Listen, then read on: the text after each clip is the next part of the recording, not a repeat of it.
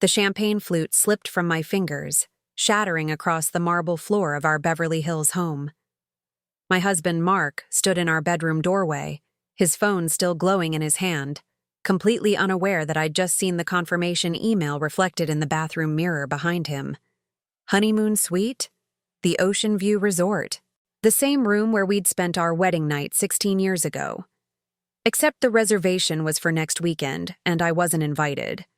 The woman's name at the bottom of the booking, Rachel Winters, burned itself into my retinas like a brand.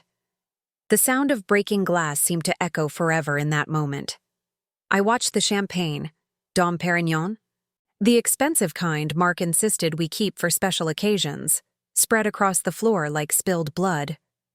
The bubbles caught the light from the chandelier above, creating tiny prisms that danced mockingly. Later, I would realize that was the exact moment my marriage died. Not when I discovered the affair, not when I saw the photos, but right then, watching expensive champagne puddle on expensive marble in our expensive house that suddenly felt like a mausoleum. Mark glanced at the broken glass, then back at his phone, completely oblivious. Jesus, Em, be careful. You know how much those cost? His concern was for the crystal, not for me. Not for the fact that my hands had been shaking so badly I could barely hold anything. Not for the paleness of my face or the way I'd frozen in place like a deer sensing a predator. I forced myself to breathe, to move, to speak. Sorry, it slipped. My voice sounded strange to my own ears, distant and hollow. I knelt down to pick up the larger pieces of glass, grateful for the excuse to look away from him, to hide my face. Leave it, he said dismissively. Rosa will clean it up in the morning. Rosa, our housekeeper, who came 3 times a week to maintain the illusion of our perfect life. Another person I paid to help me perform the role of successful wife in a successful marriage. He walked past me into the bathroom, still scrolling through his phone, and I watched him in the mirror, really watched him, for what felt like the first time in years. When had the lines around his eyes become so pronounced? When had that small paunch developed despite his expensive gym membership? When had he started looking at his phone with more interest than he'd looked at me in months? 3 months earlier, I was still living in what I thought was a fairy tale. The morning sun filtered through our floor-to-ceiling windows, casting golden light across the hardwood floors I'd spent hours selecting when we renovated 5 years ago. I was 45 years old, and I genuinely believed I had everything figured out. Mark was preparing for another business trip, his 3rd this month, and I was doing what I'd perfected over 16 years of marriage, making his life effortless. His shirts were pressed and hanging in the closet. His favorite breakfast was warming on the stove. Our 2 kids, Sarah and Jake, were still asleep upstairs, their teenage worlds blissfully uncomplicated by the realities of adult relationships. I remember standing in our kitchen that morning, spatula in hand, watching Mark tie his tie in the reflection of the microwave door. He'd always been particular about his appearance. In college, when we first met, it was part of his charm, the way he could transform from hungover fraternity brother to polished presentation giver in 20 minutes. Now, watching him adjust his collar with practiced precision, I felt a strange disconnect, like I was observing a stranger going through familiar motions. You didn't have to get up this early, he said, though his tone suggested he absolutely expected me to. I could have grabbed something at the airport. I wanted to, I lied. The truth was, I'd been awake since 4, staring at the ceiling, trying to identify the source of the unease that had been growing in my chest for weeks. Anxiety, I'd told myself. Menopause, maybe. The empty nest syndrome they warned about as kids got older and needed you less. But it wasn't any of those things. It was instinct. That primal part of my brain that recognized danger even when my conscious mind refused to acknowledge it. I know what you're thinking. How could I not see it? Trust me, I've asked myself that question 1,000 times since then, usually at 3 in the morning when sleep refuses to come. and the weight of my own blindness crushes my chest until I can barely breathe. The truth is, I saw it. I saw all of it. The signs were there, flashing like neon in the darkness, and I chose to look away. Because acknowledging it meant acknowledging that my entire life might be a lie. It meant facing the possibility that the man I'd built everything around, the man I'd sacrificed my own career for, the father of my children, might be a stranger wearing my husband's face. Denial is a powerful drug. It numbs you to reality, makes you complicit in your own deception. And I was an addict.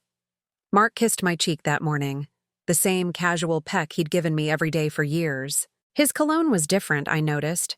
Something woodier, more expensive. When I mentioned it, he smiled that charming smile that had first attracted me to him at a college party 2 decades ago. The smile that could sell ice to Eskimos, as his business partners often joked. The smile I'd trusted implicitly. You like it? I picked it up last week. Figured it was time for an update.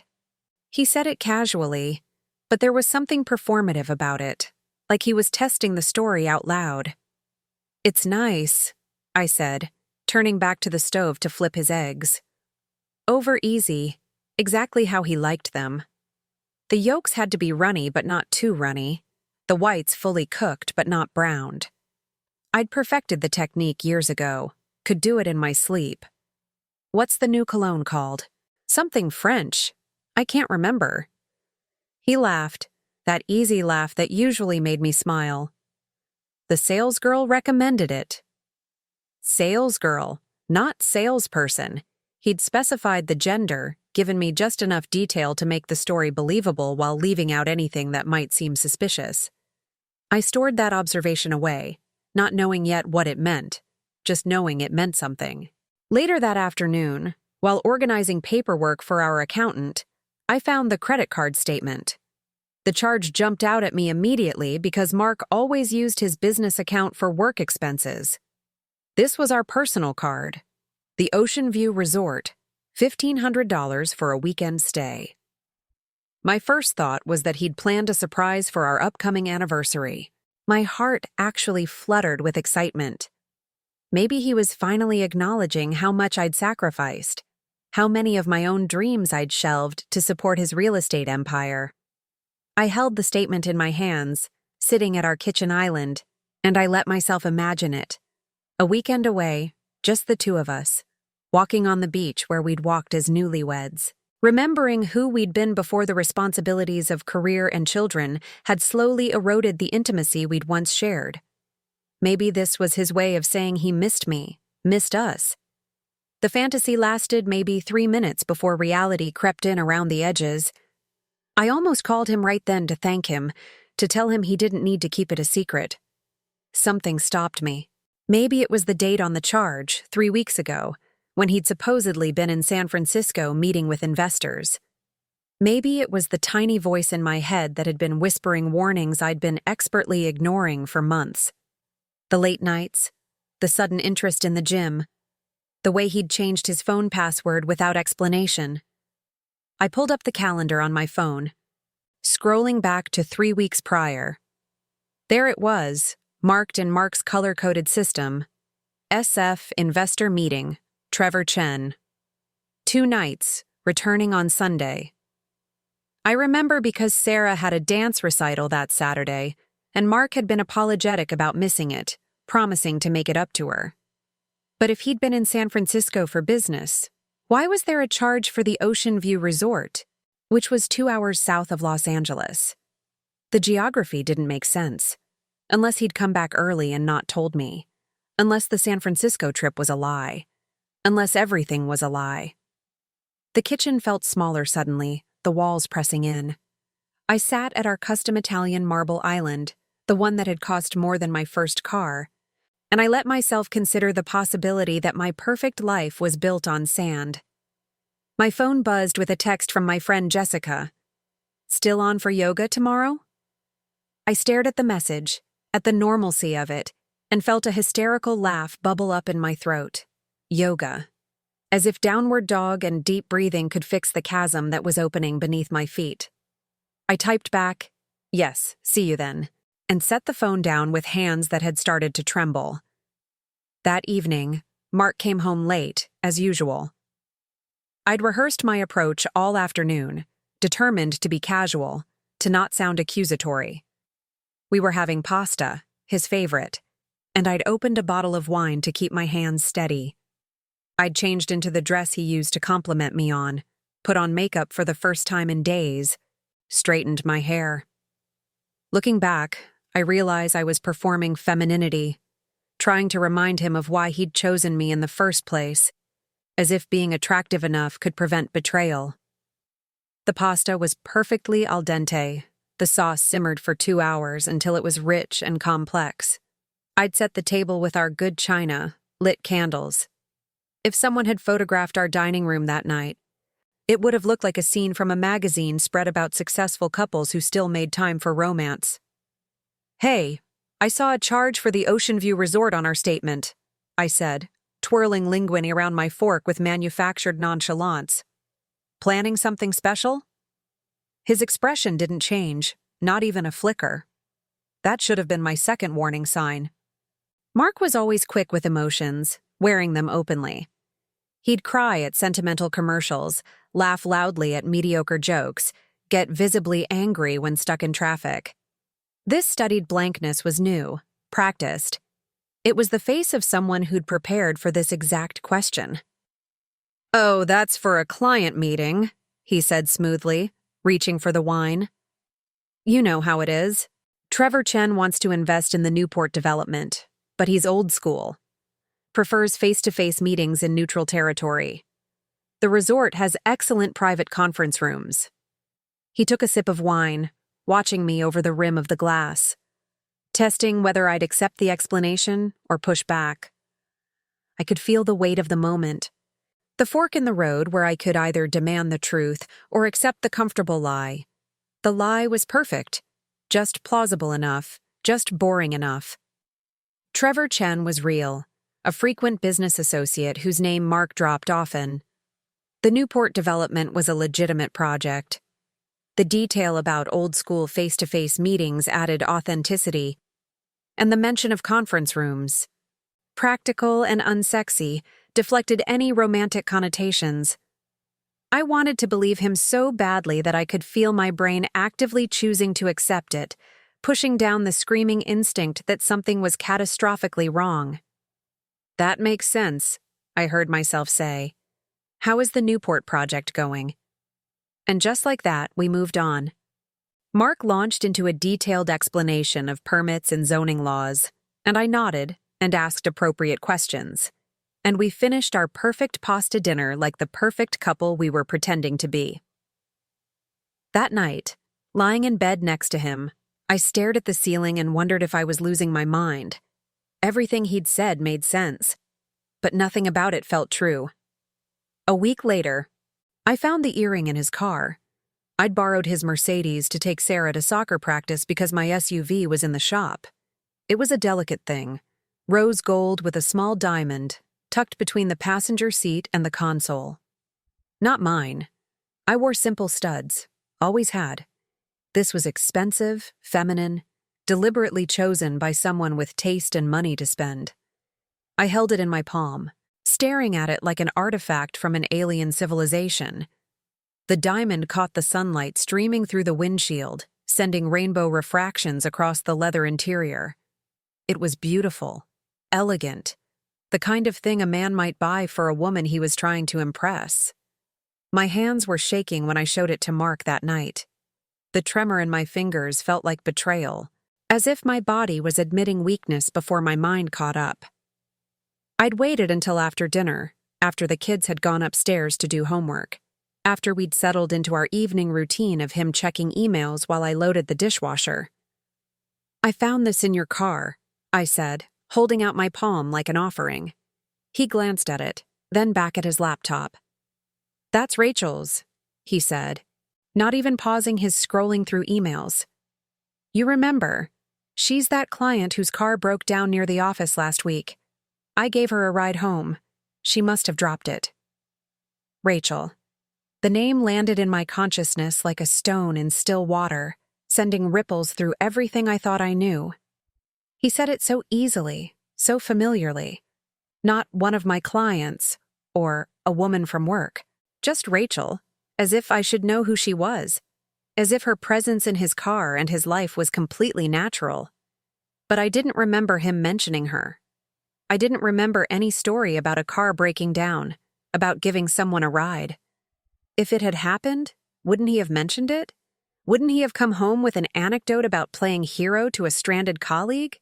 I don't remember you mentioning her, I said carefully, setting the earring on the coffee table between us like evidence at a trial. He finally looked up, and there it was, the flash of annoyance that appeared whenever I questioned him about anything. It lasted maybe 2 seconds before his features smoothed back into patient understanding. But I saw it. For the first time in 16 years, I saw him decide how to respond to me, calculating his words instead of simply speaking. I mention a lot of clients, Em. I can't help it if you don't pay attention to my work. His tone was gentle, almost pitying, but the words were surgical strikes designed to make me doubt myself. The implication was clear. This was my fault, my inattention, my failure to be interested enough in his world. I was the problem, not him, never him. And just like that, I found myself apologizing, retreating, accepting blame for daring to question him. You're right, sorry, I should pay better attention. Do you want me to text her? I can let her know we found it. I'll handle it, he said, already turning back to his laptop. She's probably already replaced it. The conversation was over, dismissed, and I was left standing there with an earring that didn't belong to me, belonging to a woman whose name I'd never heard before today. And somehow I was the one who felt guilty. Have you ever doubted your own sanity? Not in a casual way, not in an, am I overthinking this way, but in a deep, fundamental way that makes you question your ability to perceive reality? That's where I was. Every fiber of my being was screaming that something was wrong, but Mark's calm certainty made me feel like I was the problem. Paranoid, jealous, irrational. I went to bed that night and lay awake for hours, listening to Mark's steady breathing beside me. He'd fallen asleep immediately, untroubled, while I stared into the darkness and felt my grip on reality loosening. Maybe I was being paranoid. Maybe I was looking for problems where none existed. Maybe this was what happened to women my age. We got insecure. We got suspicious. We drove our husbands away with unfounded accusations and neediness. But then I thought about the charge, the cologne, the earring, the way he'd said Rachel's name with such casual familiarity. And I realized that gaslighting only works if you let it. If you choose to trust someone else's version of reality over your own instincts. That night, I lay awake next to him, listening to his steady breathing, and I made a decision. I would find proof, or I would find peace. Either way, I needed to know the truth. The next morning, after Mark left for the office and the kids caught their bus to school, I called my friend Lisa. We'd known each other since college, and she'd gone into tech security after graduation. If anyone could help me find answers, it was her. My hands were shaking as I dialed her number. I'd rehearsed what I was going to say, but when she answered with her usual cheerful, "Hey, Em," the words came out in a rush. "I need you to help me spy on my husband," I said when she answered, skipping any preamble. There was a pause. Then, "It's about damn time you asked." That stopped me cold. "What do you mean?" "Em, I've been waiting for you to figure it out for months. The way he talks to you at parties, how he's always on his phone, the way he makes excuses about working late. It's textbook." Hearing someone else validate my suspicions felt like being given permission to breathe after holding your breath underwater. "Why didn't you say something?" "Because you weren't ready to hear it. And because telling someone their marriage is a lie is a great way to lose a friend. People have to come to these realizations on their own." She paused. "But now that you're asking, I'm all in. What do you need?" We met at a coffee shop in Westwood, far enough from my neighborhood that I wouldn't run into anyone I knew. Lisa arrived with a bag full of equipment that looked like it belonged in a spy movie. Tiny cameras, a device that could clone a phone, software that could track locations without the person knowing. "This is all legal?" I asked, my voice barely above a whisper. We were sitting in a corner booth, and I kept glancing around to make sure no one was listening. "For tracking your own husband's location, yes. For accessing his private communications without consent, technically no. But neither is infidelity in a marriage, morally speaking." She pushed the bag toward me across the table. "The question is, how badly do you want to know?" I thought about the earring, still sitting on my dresser where I'd left it that morning. The hotel charge. The way Mark's eyes had gone flat when I questioned him. The growing distance between us that I'd been attributing to normal marital evolution, to the mundane settling that happened after 16 years. I thought about Sarah and Jake, still young enough to believe their parents were happy, old enough to be devastated when they learned the truth. I thought about my mother, who'd been so proud when I married Mark, who'd told me I was lucky to find a man with such potential.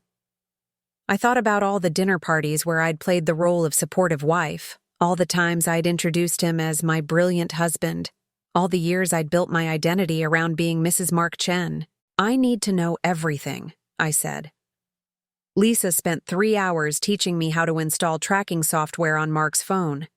It required having physical access to the device, which meant waiting until he was in the shower. The app was invisible, running in the background, sending his location data to a dashboard only I could access. "You'll need to do this when he's distracted," Lisa explained, demonstrating on her own phone. "Takes about 2 minutes to install. Don't rush it. Make sure the app icon doesn't show up on his home screen. Check twice before you give the phone back." That evening, I waited until Mark got into the shower after his workout. My heart was pounding so hard I thought it might burst through my chest. I could hear the water running, could smell his expensive body wash wafting from the bathroom. I picked up his phone from the nightstand where he always left it, and my hands shook so badly I almost dropped it twice. The phone was locked, of course.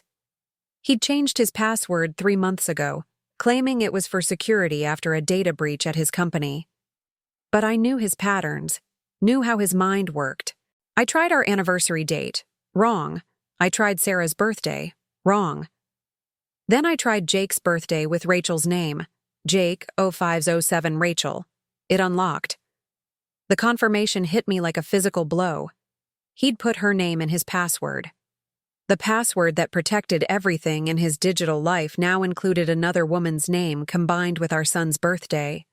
The casual intimacy of it, the complete lack of guilt implied by that choice, made me want to scream. But I didn't have time for that. I downloaded the tracking app, watching the progress bar inch forward while the shower continued running. 30 seconds, a minute, 90 seconds. The app icon appeared on the home screen and I frantically moved it to a hidden folder, then deleted the folder entirely. Just as Lisa had taught me. 2 minutes. The water turned off. I checked the phone one more time, making sure everything looked normal, then set it back on the nightstand exactly where I'd found it. I was sitting on the bed, scrolling through my own phone with forced casualness, when Mark emerged from the bathroom in a cloud of steam. "Hey, babe," he said, toweling off his hair. "What do you want to do for dinner?" I looked at him, at my husband of 16 years, father of my children, the man who just incorporated his mistress's name into his phone password, and I smiled. "Whatever you want, honey." The performance had begun.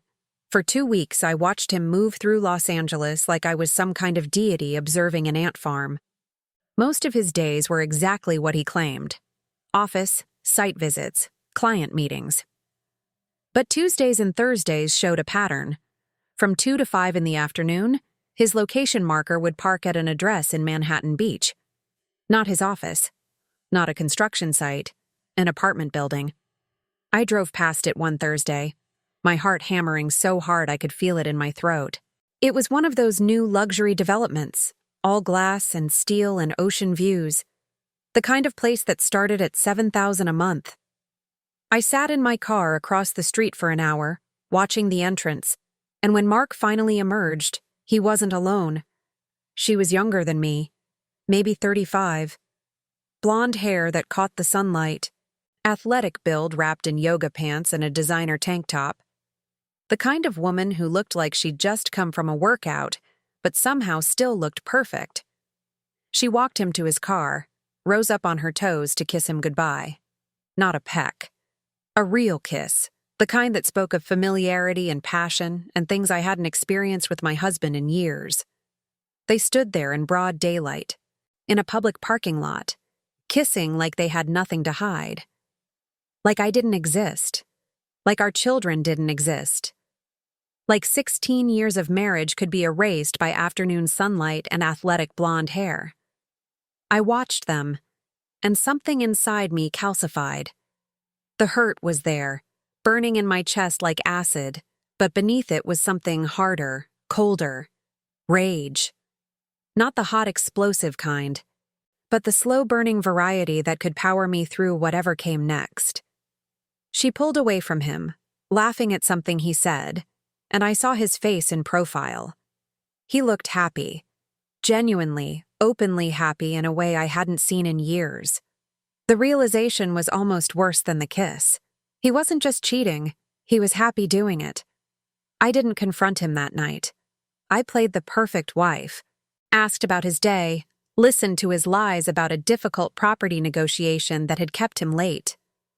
I smiled and nodded and felt nothing but the weight of my own performance. Instead, I went to Lisa's house after Mark fell asleep. She was waiting with her laptop open, ready to dig deeper. I saw them together, I told her, and my voice sounded strange, disconnected from my body. He looked happy. Lisa's expression hardened. Then let's make sure he's miserable. I need his emails, she said. Everything. It took her 4 hours to crack his password.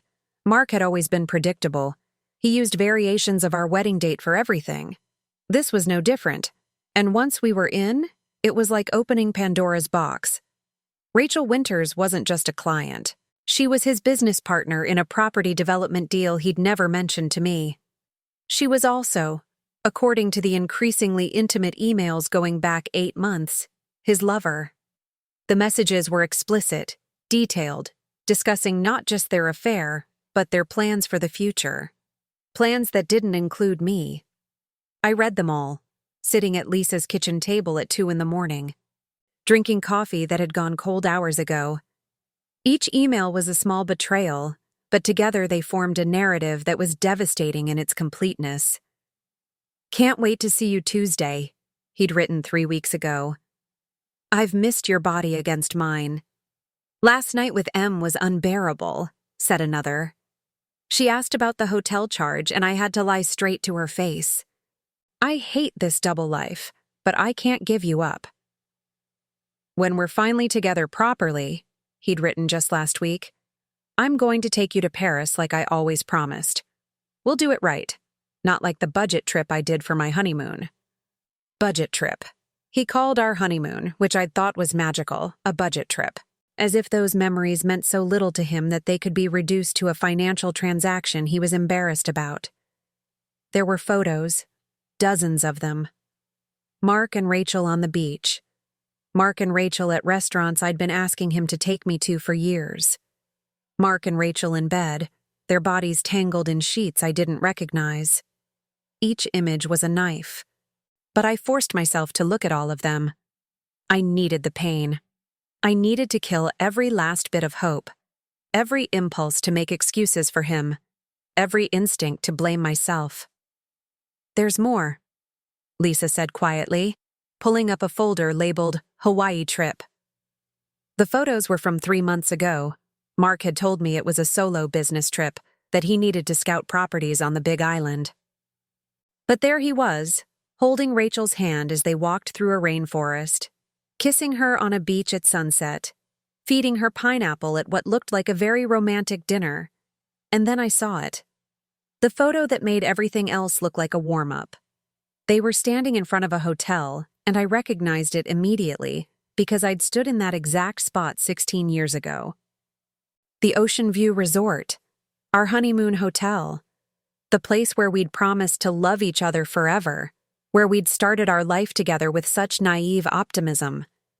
He'd taken her there, to our place, our memory, and he'd corrupted it completely. "He's booked the honeymoon suite again," I said, my voice hollow. "For next weekend. Their anniversary of being together, I guess. 8 months. They're celebrating 8 months together at the place where we started our forever." Lisa grabbed my hand across the table. "What do you want to do?" I looked at the photos again, at my husband's face glowing with happiness I hadn't seen directed at me in years, at Rachel, young and pretty and completely unaware that she was sleeping with a married man with 2 children. Or maybe she knew. Maybe she didn't care. Maybe I was just the obstacle to be overcome, the dead weight he needed to shed before moving on to his real life. At the life I'd built being dismantled by someone who'd promised to protect it. "I want to destroy him," I said, and I meant it. The next morning I woke up with absolute clarity. The tears were done. The confusion was gone. I knew exactly what I needed to do, and I knew it would take time, patience, and a level of deception I'd never attempted before. First, I needed to protect myself financially. Mark might be a liar and a cheat, but he was also smart about money. I couldn't let him hide assets or drain accounts before I was ready to move.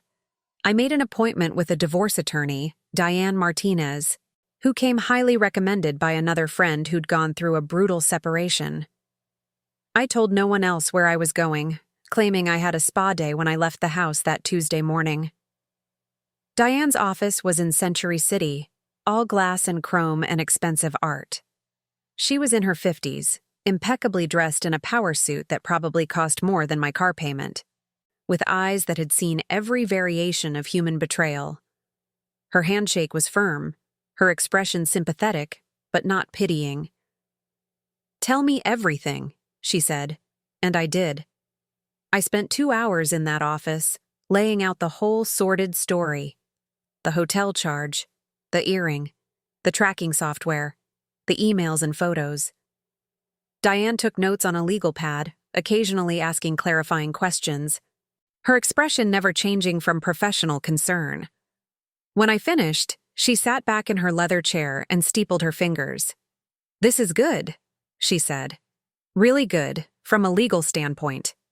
You've documented everything, you have proof of adultery, and most importantly, you've discovered financial deception. That's going to be key."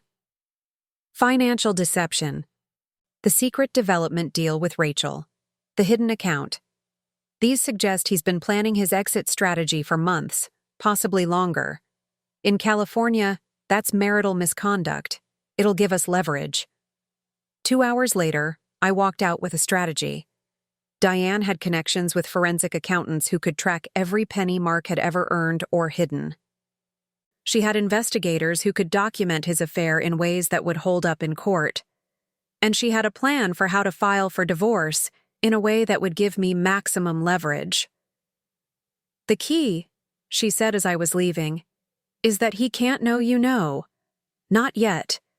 We need time to build the case, to trace his assets, to make sure he can't hide anything. Can you do that? Can you live with him? Sleep next to him? Pretend everything is normal while we prepare?" I thought about the photos, about Rachel, about 16 years of my life that now felt like a joke, about the password on his phone that included her name, about being called dead weight. "I can do whatever it takes," I said. And so began the most surreal period of my life. By day, I was the perfect wife. I packed Mark's lunches with his favorite sandwiches, using the expensive prosciutto he liked from the Italian deli. I asked about his meetings, nodding sympathetically when he complained about difficult clients I now knew were fictional, time blocks he used to be with her. I planned our anniversary party, a lavish event I'd been organizing for months, back when I still thought we were celebrating something real. By night, I forwarded emails to Diane, met with investigators, and plotted my husband's complete annihilation. The psychological toll was immense. Have you ever had to smile at someone while knowing exactly how they've betrayed you? Every casual touch felt like sandpaper on my skin. Every "I love you" was a mockery. When he reached for me in bed, I had to force myself not to recoil, not to scream the truth at him. I became an actress in my own life, delivering a performance that deserved an Oscar but would only ever be seen by an audience of one. But I held it together because I had a goal, and nothing was going to stop me from reaching it. Mark noticed nothing. That was perhaps the most insulting part. I was performing the role of devoted wife so poorly, with such obvious strain, and he was too wrapped up in his own delusions to see it. He'd mention his late meetings, and I'd nod sympathetically while mentally adding another item to the evidence file Diane was building. He'd talk about his stress, and I'd massage his shoulders while fantasizing about what his face would look like when his world came crashing down. Sometimes, in weak moments, I'd watch him playing with Jake in the backyard or helping Sarah with her homework, and I'd feel a pang of something like grief. Not for him, but for the man I'd thought he was, for the father my children believed in, for the illusion of family we'd all been living in. Those were the hardest moments, when he seemed like the Mark I'd married, before I knew about Rachel, before everything turned to poison. But then he'd check his phone and smile at some message, and I'd know exactly who that smile was for, and the grief would harden back into rage. The close call came 3 weeks before our anniversary party. I'd been using his laptop to access his accounts, and I'd forgotten to log out of his email. He came home early, something he never did, and walked into the bedroom while the computer was still open on our bed. His correspondence with Rachel displayed in full incriminating glory. "Hey babe, I forgot my—" He stopped, his eyes going to the screen. My heart stopped. Everything I'd been building, all the careful documentation, the legal strategy, it all hung in that moment. If he saw what was on the screen, if he realized I knew, he'd have time to prepare, to hide assets, to build his own defense. Diane had been clear. Surprise was our most valuable weapon. I did the only thing I could think of. I grabbed the laptop and slammed it shut, putting my body between him and it, and I burst into tears. Real tears, hot and genuine, because I wasn't just acting anymore. I was letting out weeks of accumulated pain, letting the mask slip just enough to sell the performance. "I can't do this anymore," I sobbed, letting 16 years of genuine pain pour out. "I feel so disconnected from you. I was trying to read your emails to feel close to you, to understand your world better, and I know it's crazy and invasive, and I'm so sorry."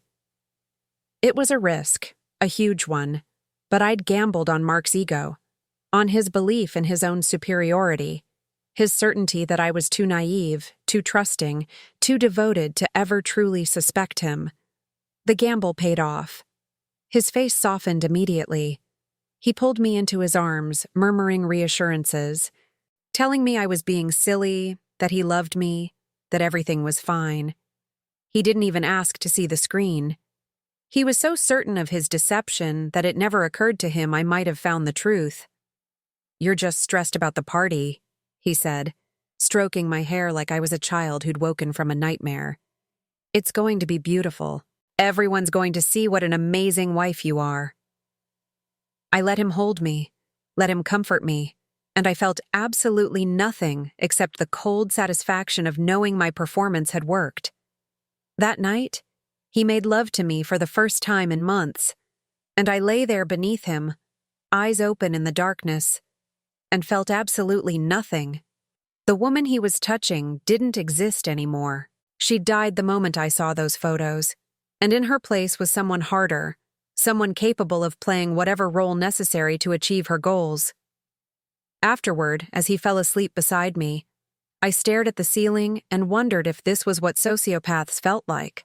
This complete disconnect between what you showed the world and what you felt inside. This ability to lie with your entire body, to perform intimacy with someone you were actively planning to destroy. The thought should have disturbed me.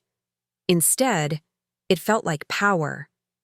After that, I was more careful. I documented everything on my phone, sent copies to Lisa and Diane, made sure there was no trace of my investigation on any device Mark might access. The forensic accountant, a meticulous man named David, who reminded me of a tax-obsessed monk, discovered that Mark had been funneling money into a separate account for months, nearly $200,000, money from our joint assets that he'd been slowly siphoning off. "He's preparing to leave you," David said matter-of-factly during our meeting in his cramped office that smelled like old paper and coffee. "These are classic patterns of financial infidelity. He's building a nest egg that he can access quickly when he decides to end the marriage." He showed me the trail of transfers, each one small enough not to trigger suspicion, but consistent enough to add up to a significant sum, $5,000 here, $3,000 there. Sometimes just $1,000, labeled as business expenses or charitable donations. "How long do I have?" I asked. "Based on the account activity and the acceleration pattern, I'd guess he's planning to file after your anniversary. Maybe he thinks it's poetic timing." The irony wasn't lost on me. Our anniversary party, which I'd been planning as a celebration of our enduring love, was going to be his launching pad into a new life. He probably imagined giving me some sanitized version of the truth at the party, then sweeping out with Rachel on his arm, leaving me devastated and unprepared. But I had other plans. I coordinated with Lisa, who'd become my tech specialist and closest confidant. The anniversary party was in 2 weeks, and we had that time to prepare something special. Something that would not only expose Mark, but would do it in front of everyone who mattered: his business partners, his social circle, his family. "Are you sure you want to do this publicly?" Lisa asked one evening as we worked on compiling the evidence into a presentation. "We could handle it privately, get the divorce settlement without the drama." I thought about the photos, about the Ocean View Resort, about every lie he'd told, every manipulation, every moment he'd made me doubt my own sanity, about being called dead weight, about the password with Rachel's name in it. "I want everyone to see who he really is," I said. "I want him to lose everything I've lost, but worse. I want him to know what it feels like when your world crumbles in front of witnesses, when the people you've spent years impressing see exactly who you are beneath the charm." "Okay then," Lisa said, a grim smile on her face. "Let's burn it all down." The party was set for a Saturday evening at our home. I'd rented a tent for the backyard, hired caterers, arranged for a jazz band. 200 people were invited, everyone from Mark's firm, his biggest clients, our neighbors, our families, our closest friends. It was going to be lavish, memorable, just not in the way Mark expected. I told him I wanted to do something special this year, to renew our vows in front of everyone we loved. He'd been enthusiastic about the idea, probably imagining it would make his exit more dramatic, painting him as the tragic figure forced to leave a marriage that had grown stale despite his best efforts. The vow renewal was his idea, actually. He'd suggested it weeks ago, back when I was still playing the role of oblivious wife. "Let's show everyone what 16 years of love looks like," he'd said. "Let's remind them that real marriages survive everything." The audacity of it had actually made me laugh, though I'd disguised it as a cough. He wanted to stand in front of everyone and recite promises he'd already broken, wanted to use our marriage as a prop for his own ego while planning to discard it as soon as the applause died down. Well, we'd have our dramatic moment, just not the kind he was expecting. The day before the party, Rachel called me. I didn't recognize the number, but I answered out of habit. Her voice was younger than I expected, with a slight Valley Girl uptick that made her sound like she was always asking questions even when making statements. "Mrs. Chen, this is Rachel Winters. I work with your husband." My blood froze. I was standing in the kitchen, chopping vegetables for dinner, and the knife in my hand suddenly felt very heavy. "Yes?" "I just wanted to call and tell you what an incredible man Mark is." Her voice was breathy, admiring. He's been helping me with a property deal, and I'm so grateful for his mentorship. You're lucky to have him." It was masterfully done. On the surface, completely innocent. A young colleague expressing gratitude for a mentor's guidance. But I heard what she was really saying. She was marking her territory, letting me know she existed, probably hoping to gauge whether I suspected anything. Maybe Mark had even put her up to it, testing whether I was as oblivious as he thought.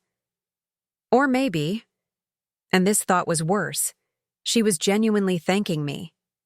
Maybe in her mind, she was the hero of this story, the young woman who'd rescued Mark from his boring middle-aged wife. Maybe she saw me as an obstacle but felt magnanimous enough to acknowledge my existence. "Thank you for calling," I said, keeping my voice warm and friendly, the perfect hostess tone I'd perfected over years of dinner parties. "Mark speaks very highly of you, too. In fact, you should come to our anniversary party tomorrow. We'd love to have you." There was a long pause. I could almost hear her brain working, trying to figure out if this was a trap or if I was really that naive. "Oh, I wouldn't want to intrude on a family event." "Nonsense! Mark's colleagues are family, I insist. 7 p.m., and bring a guest if you'd like." I made my voice warm, inviting, just the right amount of enthusiastic. "Mark would be thrilled to have you there." I gave her our address and hung up, then immediately texted Lisa. "Change of plans. We need to prepare for a special guest." Lisa's response was immediate. "This is going to be even better than we planned." That night, I barely slept. Everything was in place. The evidence was compiled into a presentation that Lisa had helped me create, a multimedia experience that would leave no room for doubt or spin. The lawyers were standing by, ready to file the divorce papers first thing Monday morning. The security I'd hired to prevent Mark from leaving early was briefed on the situation. All that was left was to execute. I woke up early, made breakfast for the kids like nothing was wrong, and started preparing for the party. Mark was in an excellent mood, joking with Sarah and Jake about college plans, talking about the bright future ahead. It took everything in me not to laugh at the bitter irony. "This is going to be the party of the year," he said, kissing my forehead as he headed out for a haircut. "You've really outdone yourself, babe." "I hope it's everything you deserve," I said, and meant every word. Around noon, while Mark was out getting his haircut, I did a final walkthrough of the house with Lisa. We'd set up screens throughout the backyard, ostensibly for showing photos from our 16 years of marriage. But Lisa had rigged them differently. They were all connected to her laptop, hidden in the house, ready to display whatever we wanted at the push of a button. "Last chance to back out," Lisa said, but she was smiling when she said it. She knew me well enough to know that backing out wasn't an option. Once this happens, there's no undoing it. I looked around our home, at the life I'd built, at the perfect facade that was about to crumble. I thought about every morning I'd made Mark's coffee exactly how he liked it. Every night I'd waited up for him while he was with Rachel. Every dream I'd deferred to support his career. Every piece of myself I'd sacrificed to be the perfect wife to a man who'd never valued any of it. "I'm not backing out," I said. "I'm finally moving forward." The guests started arriving at 7. Our house filled with the sounds of conversation, clinking glasses, the smooth jazz of the band I'd hired. Mark worked the room like the consummate salesman he was, charming everyone, his hand occasionally reaching for mine in what I'm sure looked like genuine affection. I played my part perfectly. Gracious hostess, devoted wife, proud partner. I laughed at jokes, refilled drinks, made sure everyone was comfortable. If anyone had told me a year ago that I could fake happiness this convincingly while planning to detonate my life in front of 200 witnesses, I wouldn't have believed them. At 7:30, Rachel arrived. She'd brought a date, some young guy in an expensive suit who looked like he stepped out of a cologne ad. She wore a red dress that hugged every curve, and I watched Mark's face go pale when he saw her, then watched him recover with impressive speed.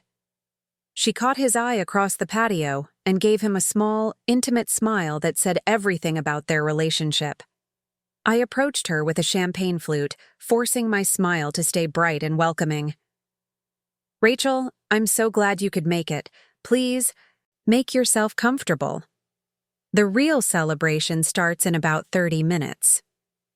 She accepted the drink, her eyes scanning the party with an assessing quality. I wondered what she saw when she looked at our home, our life. Did she imagine herself living here, sleeping in my bed, raising my children? Or was this just an afternoon diversion for her? Excitement and passion without the boring domestic responsibilities? "Thank you for inviting me," she said, and I noticed her voice had a different quality in person than on the phone. More confident, more aware of her power. "This is beautiful. You must have worked so hard." 16 years of marriage is worth celebrating, I said, maintaining eye contact. "Don't you think?" Something flickered in her expression. Uncertainty, maybe guilt, but it was gone in a second. "Absolutely." Her date was already wandering toward the bar, leaving us alone. Rachel took a sip of champagne, her eyes following Mark across the patio. The longing in that look was almost palpable. She really believed she loved him.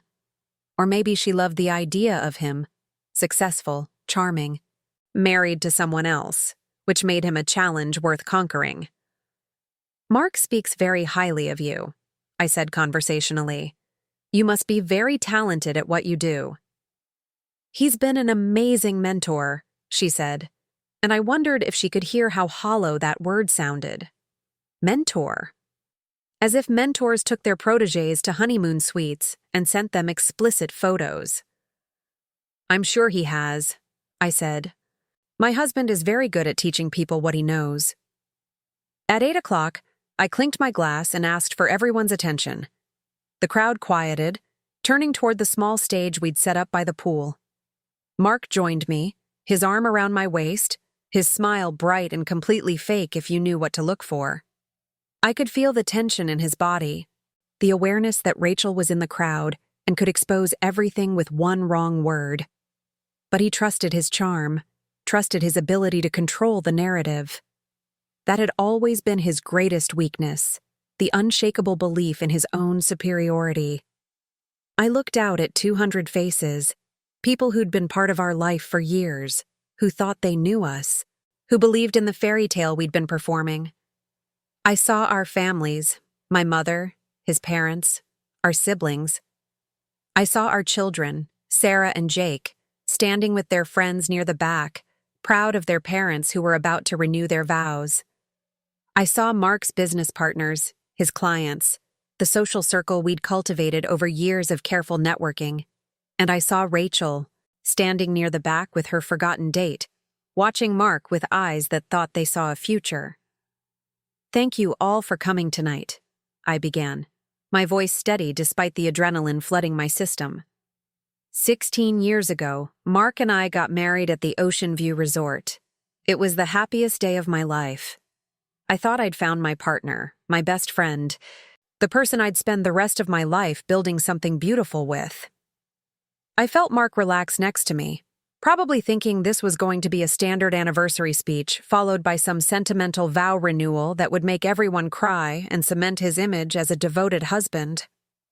"Marriage isn't easy," I continued. "It requires trust, communication, honesty, and I want to talk tonight about what happens when those things break down, when the foundation you've built your life on turns out to be made of sand." Mark's arm tensed around my waist. He sensed something was wrong, but couldn't quite figure out what. His eyes scanned the crowd, landing on Rachel, and I saw the moment he understood that her presence here was going to be a problem. That somehow, his two worlds were about to collide. "I thought about sharing stories tonight about our years together," I said, my voice carrying clearly over the silent crowd. "But then I realized that stories can be fiction. So instead, I'm going to show you some photographs, real moments, true memories." I nodded at Lisa, who was standing by the house with her laptop, a grim smile on her face. The screens flickered to life, And suddenly, every display in the backyard was showing the same image: Mark and Rachel, kissing on a beach, the sunset golden behind them. The crowd went silent, not the polite silence of people listening to a speech, but the shocked silence of people realizing they're witnessing something they shouldn't be. Mark's arm dropped from my waist like I'd burned him. "Emily, what are you—" "This was 3 months ago," I said calmly, ignoring him completely. "When Mark told me he was in Hawaii for business. Turns out he was, just not the kind he mentioned." The images changed, cycling through the evidence I'd compiled. Mark and Rachel at restaurants, intimate candlelit dinners. Mark and Rachel in bed, tangled in sheets.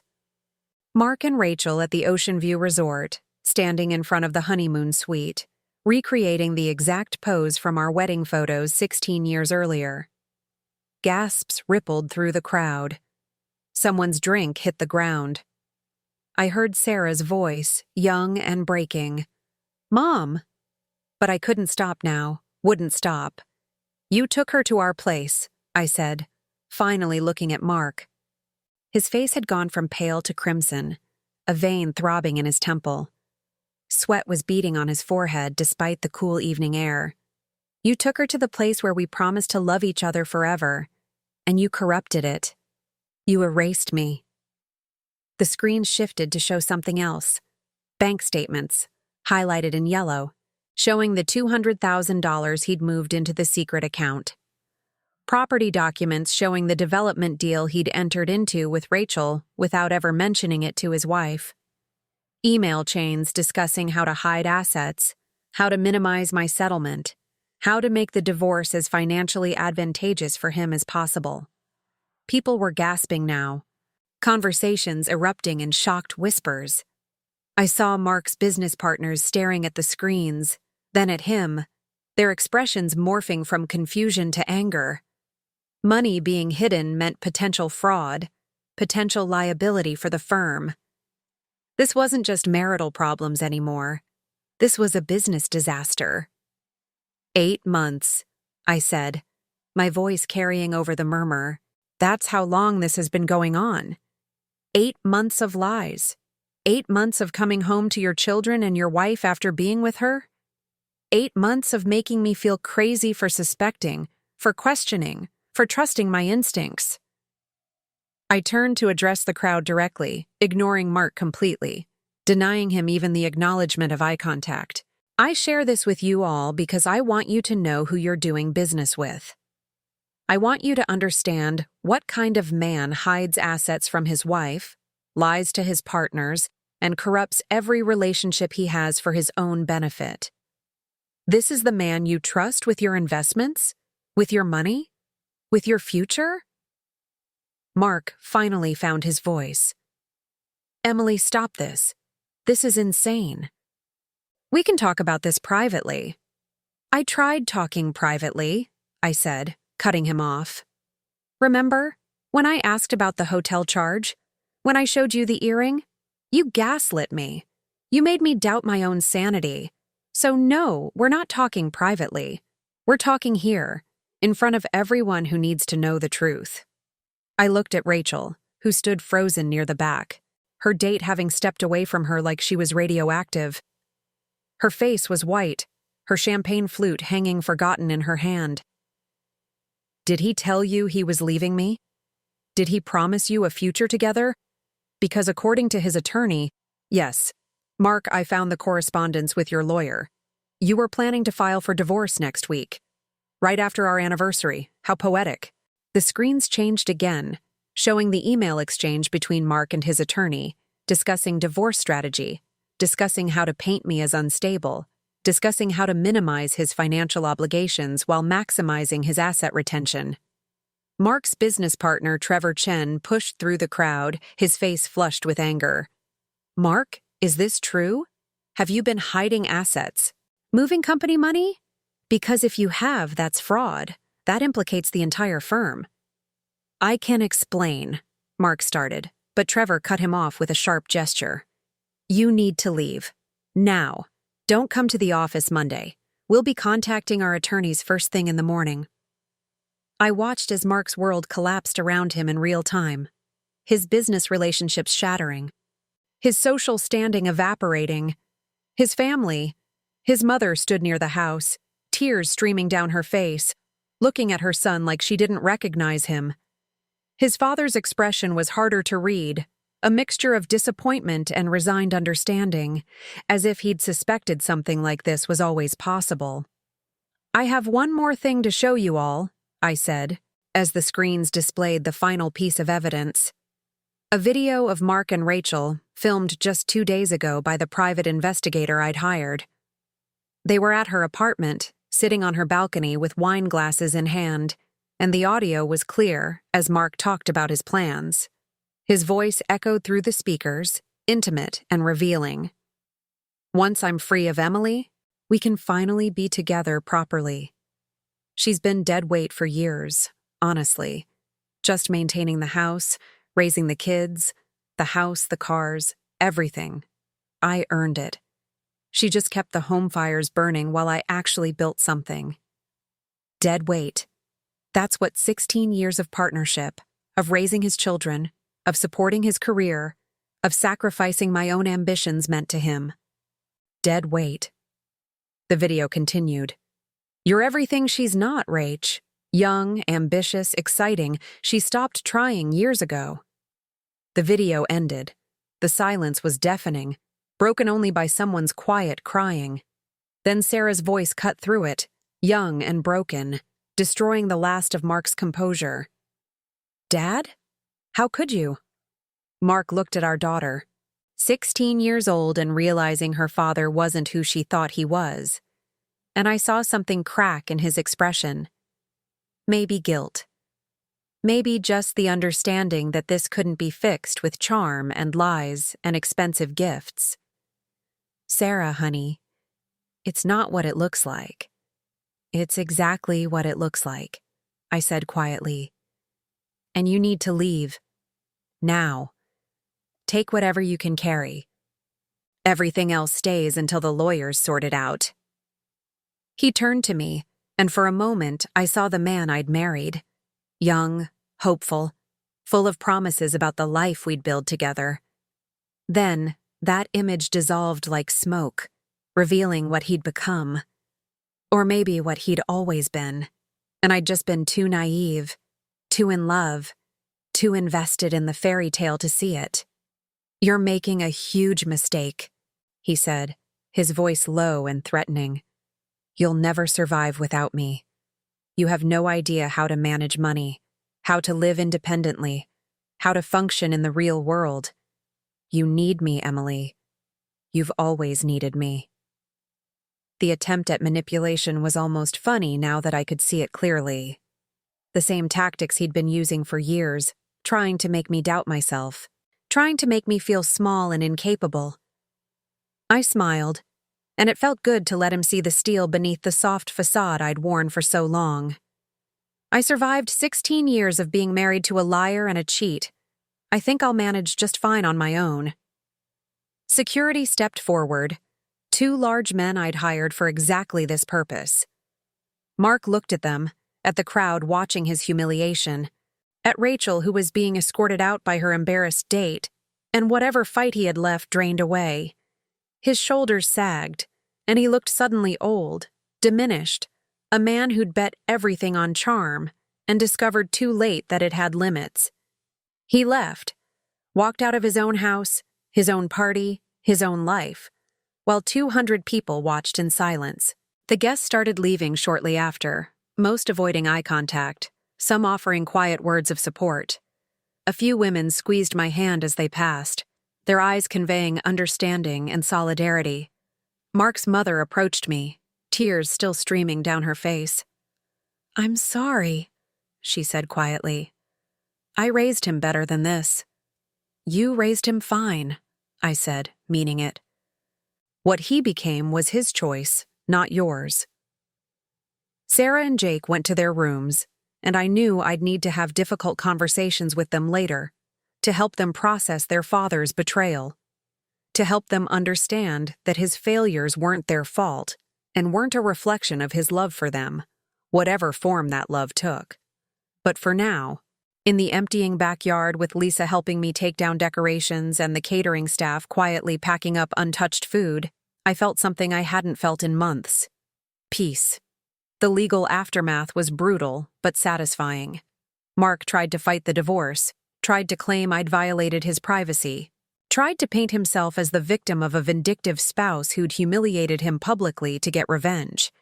His attorney filed motion after motion, each one attempting to delay the inevitable or claw back some advantage.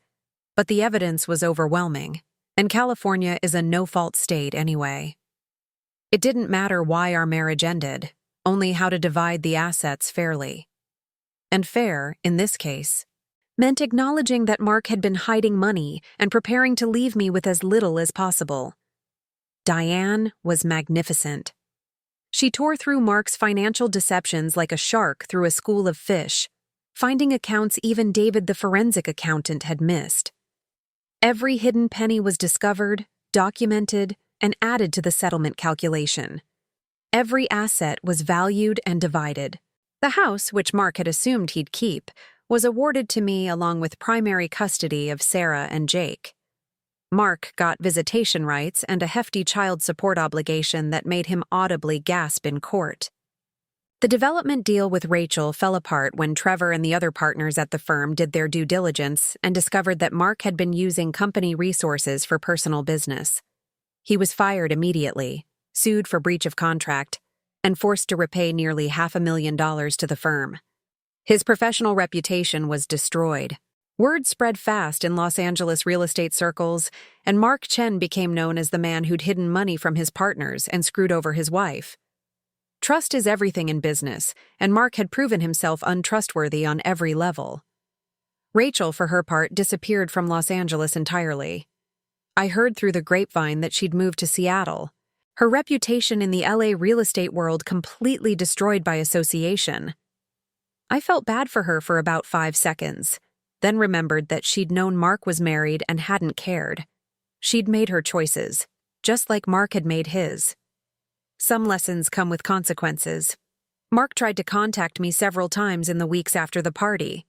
Texts at 3 a.m, rambling emails, showing up at the house until I got a restraining order. Each message was a variation on the same theme. He was sorry. He'd made mistakes. Could we please talk? Think about the children. We could work through this. Everyone deserved a second chance. I never responded. There was nothing left to say. The marriage I'd thought I had never existed. It had been a performance, a facade, and I was done pretending. The hardest part was watching Sarah and Jake struggle with it all. Sarah stopped eating properly for weeks, losing weight her teenage body couldn't afford to lose. Jake got into fights at school, acting out the rage he couldn't articulate. We started family therapy, just the 3 of us, learning how to be a family without the man who should have been holding us together. Dr. Brennan, our therapist, was patient and wise. "Your father's choices don't define you," she told them in one session, "and they don't define love. What your mother did, protecting herself, protecting you, refusing to accept mistreatment, that's love too. Sometimes love means walking away." It took time, but slowly they began to understand. They saw that I wasn't the villain in this story, despite Mark's attempts to paint me that way. They saw that protecting yourself isn't the same as being cruel, even when the protection involves public exposure. 3 months after the divorce was finalized, I sold the house in Beverly Hills. It was too big, too full of memories that now felt tainted. Every room held ghosts of the life I'd thought I was living. I found a charming bungalow in Santa Monica, close to the beach, with enough room for me and the kids, but small enough that I could maintain it myself. The day we moved, Sarah found me crying in the master bedroom of the Beverly Hills house, sitting on the floor surrounded by empty boxes. "You okay, Mom?" she asked, sitting down next to me. "Yeah," I said, wiping my eyes. "Just saying goodbye to who I used to be." "The person who let Dad treat her like that?" Sarah asked. She'd become direct since the party, less willing to dance around difficult truths. "No," I said. "The person who believed in fairy tales, who thought love was enough, who didn't know she could be strong on her own." "Are you glad," she asked, "that it's over?" I thought about that, about the pain and humiliation, about the lawyers and the fights, about the nights I'd cried myself to sleep, and the mornings I'd forced myself to get up and be strong for them. "Yeah," I said finally. "I am." Sarah and Jake struggled at first, angry at both of us, me for destroying their stable world, Mark for being the reason it needed destroying. Family therapy helped. Time helped more. Slowly, they began to understand that sometimes love means protecting yourself, even when it's painful, even when it means your children have to learn hard truths about their father. I started working again, something I hadn't done since Sarah was born. Lisa helped me get a position at a tech company, handling communications and marketing. It wasn't glamorous, but it was mine. I earned my own money, made my own decisions, answered to nobody but myself. The first paycheck I earned made me cry. Not because it was a lot, it wasn't, compared to the money I'd been used to, but because I'd earned it. Every dollar represented my own value, my own worth, independent of being someone's wife.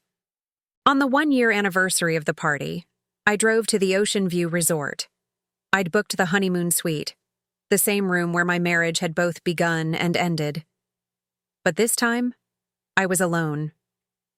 I sat on the balcony, watching the sunset paint the ocean in shades of gold and purple, and I didn't cry. I didn't rage. I didn't mourn what I'd lost.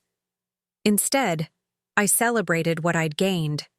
My self-respect, my independence, my absolute certainty that I would never again ignore my instincts or make myself small to accommodate someone else's lies.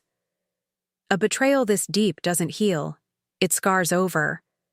But scars are proof of survival, evidence that you faced something that tried to destroy you and you're still standing. And sometimes standing is enough.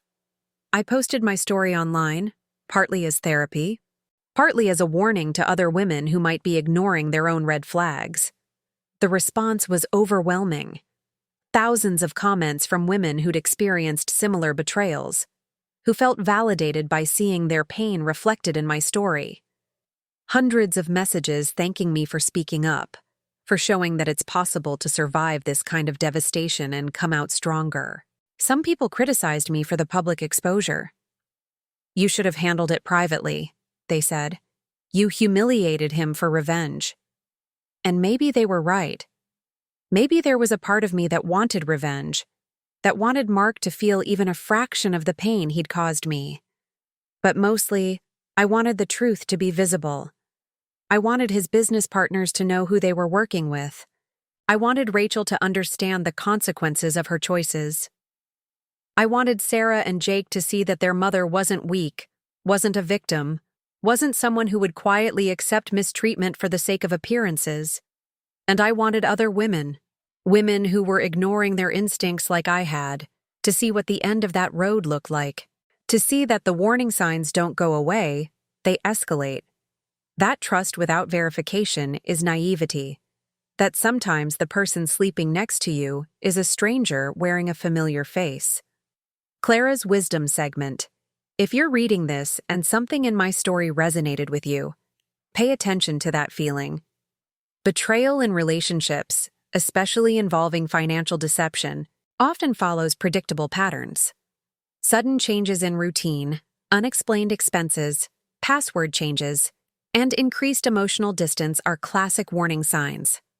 Financial infidelity specifically shows through hidden accounts, large cash withdrawals, and secret investments. Trust your instincts. If something feels wrong, it probably is. The gaslight response, where your partner makes you feel crazy for questioning obvious red flags, is a manipulation tactic designed to make you doubt your own perception of reality.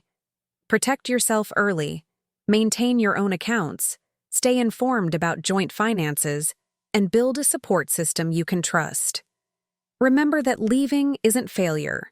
Staying with someone who betrays and diminishes you is. You deserve a partner who sees you as an equal, who respects your contributions, and who would never make you feel like dead weight for loving them. Now, as I sit here in my Santa Monica bungalow, listening to the ocean through my open windows, I think about how lucky I am. Lucky to have discovered the truth when I did, before more years were wasted. Lucky to have had the resources and support to leave, resources that many women don't have, which is why I've started volunteering at a women's shelter, helping others find the strength and means to escape their own situations. Lucky to have learned that my worth isn't determined by someone else's ability to recognize it.